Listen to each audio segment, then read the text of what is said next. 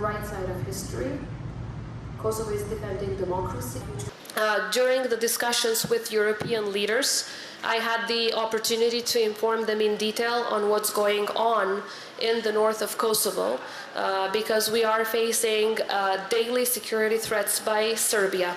And of course, we need the support and the help of our allies to make sure that we find sustainable solutions that contribute to long-lasting peace, and at the same time, a full and swift implementation of the agreements that were reached lately in Brussels and Ohrid.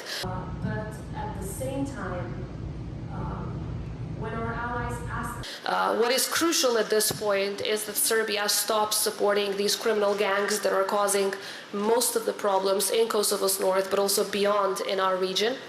And that is a precondition, of course, for making sure that there is de-escalation in the ground. And secondly, to have a full implementation of the Ohrid agreement, because Vucic has been constantly saying that he is not going to implement it. In fact, since the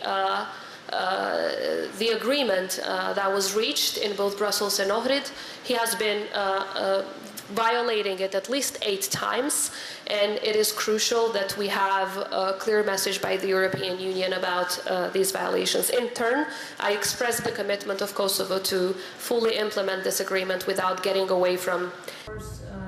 recognize Kosovo's independence and sovereignty within the current border. But I have to say that this meeting, which was of course, upon the insistence of President Macron and Chancellor Scholz, a request of theirs which I respected, since they are some of our closest allies, was not a negotiating meeting. It was an informal meeting, as they called it, where we exchanged views.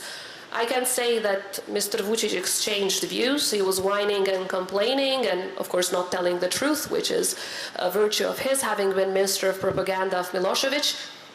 But I had the opportunity also to ask him, first of all, does he consider that he has an agreement with Kosovo or not?